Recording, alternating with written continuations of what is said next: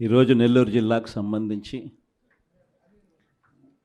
ఇక్కడికి వచ్చిన జెడ్పీటీసీలు, ఎంపీపీలు, మున్సిపల్ చైర్పర్సన్లు, డెప్యూటీలు, ఇంకా కాన్స్టిట్యున్సీకి సంబంధించిన ముఖ్యమైన నాయకులు. ప్రజల్లో వ్యతిరేకత 6 నెలలకే ఈ స్థాయిలో ప్రజల్లో వ్యతిరేకత ఉన్న ప్రభుత్వం బహుశా నాకు తెలిసి దేశ చరిత్రలో ఏది ఉండదు, ఒక ఈ ప్రభుత్వమే తప్ప. ఆ స్థాయిలో ప్రభుత్వ వ్యతిరేకత అన్నది అప్పుడే ప్రజల్లో చర్చనీయాంశంగా మారింది. మొట్టమొదటిసారిగా ఈ స్థాయి నుంచి కాదు, ఈ స్థాయిలో కనిపిస్తోంది ప్రజల్లో ప్రభుత్వం మీద వ్యతిరేకత. ఒకవైపున ఎన్నికలప్పుడు తానిచ్చిన మాటలేమిటి, ఎన్నికలప్పుడు వాళ్ళు చెప్పిన మేనిఫెస్టో ఏమిటి, ఎన్నికలప్పుడు వాళ్ళు చెప్పిన వాగ్దానాలు ఏమిటి, చివరికి దాదాపుగా 8 నెలలు కావస్తూ ఉంది. ఈ 8 నెలల్లో వాళ్ళు చేసింది ఏమిటి అన్నది ఒక్కసారి గమనించినట్లయితే ప్రతి ఇంట్లో కూడా ఇదే చర్చ జరుగుతూ ఉంది. గతంలో వచ్చే పథకాలు ఏవి కూడా అమలు కావడంలా. మరోవైపున చూస్తే ఎన్నికలప్పుడేమో ప్రతి ఇంటికి పోయారు, ప్రతి ఇంటికి పోయి మరి ఆ ఇంట్లో ఎవరిని వదిలిపెట్టలే. ఎవరు కనిపించినా సరే ఆ ఇంట్లో ఈ సైజు నుంచి మొదలు పెడితే చాలు, నీకు 15,000, నీకు 15,000, నీకు 15,000 దగ్గర నుంచి స్టార్ట్. ఆ నుంచి ఇంక కొంచెం అడుగులు ముందుకు వేస్తే ఆ ఇంట్లో నుంచి ఆ పిల్లల తల్లి బయటకు వచ్చిందనంటే, ఆ తల్లి బయటకు వచ్చినా, ఆ పిల్లల చిన్నమ్మలు బయటకు వచ్చినా కానీ వెంటనే నీకు 18,000, నీకు 18,000, నీకు 18,000 అని స్టార్ట్. అందరితో ఆగల. ఆ ఇంట్లో ఎవరు కనపడినా సరే, ఆ ఇంట్లో ఆ తల్లుల పెద్దమ్మలు, ఆ తల్లుల అత్తలు, వాళ్ళు బయటకు వస్తే చాలు, నీకు 48,000, నీకు 48,000, నీకు 48,000. అంతటితో కూడా ఆగల. ఆ ఇంట్లో నుంచి ఒక 20 ఏళ్ళ పిల్లోడు అలా నడుచుకుంటూ బయటకు వస్తూ కనిపిస్తే చాలు, నీకు కూడా 36,000, 36,000, 36,000 అన్న మొదలుపెట్టారు. అంతటితో కూడా రాగల.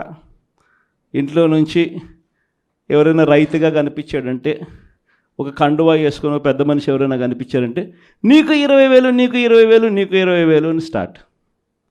ఇలా ఇంట్లో ఎవరు కనపడినా, ఏ సైజులో కనపడినా, ఈ సైజు నుంచి ఈ సైజు దాకా ఎవరు కనపడినా కూడా ఇంట్లో 15,000 నుంచి మొదలు పెడితే 48,000 దాకా ప్రతి ఒక్కరికి నీకు నీకు నీకు నీకు అని చెప్పుకుంటూ వచ్చారు. కానీ ఆ రోజు మనం అబద్ధాలు చెప్పాల. బహుశా వెనక్కి వెళ్ళి మళ్ళీ ఇది జరుగుతుంది అని తెలిసి బహుశా మళ్ళీ ఆ రోజుకి మళ్ళీ వెళ్ళి ఈ రోజైనా ఆ రోజు మాదిరిగా భావించి మళ్ళీ చెప్తారా అని అంటే బహుశా మనం అది కూడా ఎప్పుడు చెప్పమేము. ఎందుకనంటే రాజకీయాలలో ఉన్నప్పుడు క్యారెక్టరు, క్రెడిబిలిటీ, ఈ రెండిటికి చాలా విలువ ఉంది.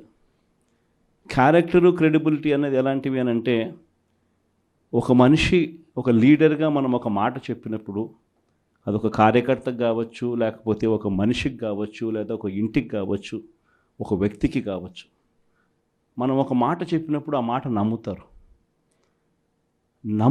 ఆ తర్వాత చూస్తారు.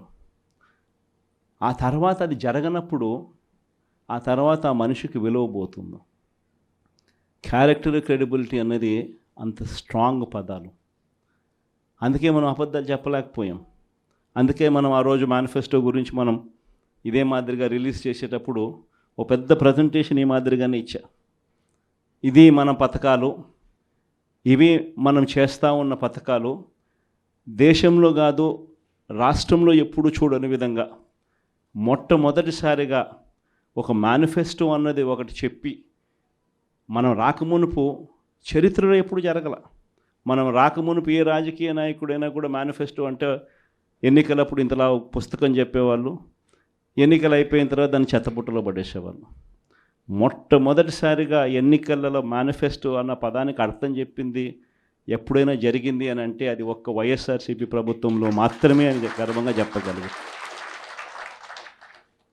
అంత గొప్పగా దేశంలో ఎప్పుడు జరగని విధంగా బడ్జెట్ ప్రవేశపెట్టేటప్పుడే సంక్షేమ క్యాలెండర్ కూడా రిలీజ్ చేస్తూ ఏ నెలలో ఏ పథకం మనం అమలు చేస్తామో ముందే చెప్పి ఆ పథకాన్ని తూచా తప్పకుండా ఆ నెలలో నేరుగా బటన్ నొక్కి నా అక్క చెల్లెమ్మల ముఖాలలో సంతోషాన్ని చూడాలని చెప్పి తాపత్రయపడిన ప్రభుత్వం దేశ చరిత్రలో ఏదైనా ఉంది అని అంటే అది ఒక్క వైఎస్ఆర్సీపీ ప్రభుత్వం మాత్రమే అని చెప్పగలుగుతాం. నిజంగా అదే విషయాలన్నీ కూడా చెప్పి చూపించాం. ఇది రాష్ట్ర బడ్జెటు, ఈ మాదిరిగా మనం చేసుకుంటూ పోతా ఉంటే మనకి ఇంత ఖర్చు అవుతూ ఉంది. చంద్రబాబు నాయుడు గారు చెప్తా ఉన్నట్టు ఇవన్నీ చెప్తా ఉన్నాడు, సూపర్ 6 అని సూపర్ 7 అని. ఆయన చెప్పిన పథకాలన్నీ అమలు చేయాలి అని అంటే 1,72,000 కోట్లు కావాలి. ఇది అయ్యే పనులు కాదు, ఆయన చెప్తా ఉండే అబద్ధాలు మోసాలు అని చెప్పి ఇదే మాటలు నేను చెప్పా. ఎన్నికలప్పుడు బహుశా ప్రతి సభలో కూడా ఇదే చెప్పా. చంద్రబాబు నాయుడు నమ్మడము అని అంటే చంద్రముఖిని నిద్ర లేపడమే అని చెప్పా. చంద్రబాబు నాయుడు నమ్మడము అని అంటే పులి నోట్లో తలకాయ పెట్టడమే అని కూడా చెప్పిన. ఆ రోజు నేను అన్న మాటలు, ఆ రోజు సభల్లో నేను అన్న మాటలు ఈరోజు ప్లే చేసి చూస్తే, ఈరోజు ఆ వీడియో క్లిప్పింగ్లన్నీ మళ్ళీ వింటే జగన్ ఎంత కరెక్ట్గా చెప్పినాడబ్బా అని చెప్పి ఈరోజు ఎవరైనా అనుకునే పరిస్థితి. ఈరోజు ప్రతి ఇంట్లో పరిస్థితి ఏమిటి అని అంటే, ఇంతకుముందు మనం పథకాలన్నీ ఇచ్చేటివన్నీ ఇస్తూ ఉంటుంది. ప్రతి నెల ఏదో ఒక పథకం ద్వారా ఏదో ఒక మేలు జరిగించే కార్యక్రమం జరుగుతూ ఉన్నది. జగన్ కన్నప్పుడు కనీసం పలావన్నా పెడతా అన్నాడు. జగన్ పోయాడు, చంద్రబాబు నాయుడు వచ్చాడు, బిర్యానీ పెడతానన్నాడు. చివరికి బిర్యానీ పోయింది, పలావ్ పోయింది, 2 పోయినాయి ఈ పొద్దు అని చెప్పి ఈరోజు ప్రతి ఇంట్లో కూడా ఈరోజు చర్చనీయాంశంగా మారింది.